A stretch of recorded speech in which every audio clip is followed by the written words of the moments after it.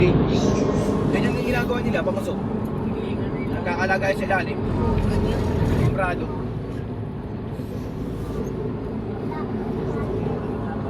No.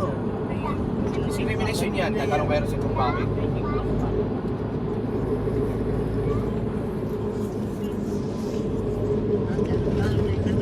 Kailan ako umalis doon, nagchinelas lang ako na kasyo. Sima kayo sir, o bakit? Eh, gusto natin ako yung nakapormal pa. Eh, nakaragan lang ako ang suot ko. Nagkaroon problema kaya sa immigration na to.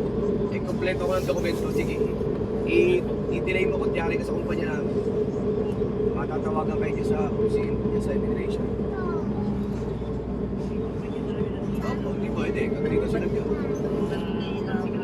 mabayad sila pag ako na-upload. Lahat, pati kasi sa kapalit ko. Hindi, pero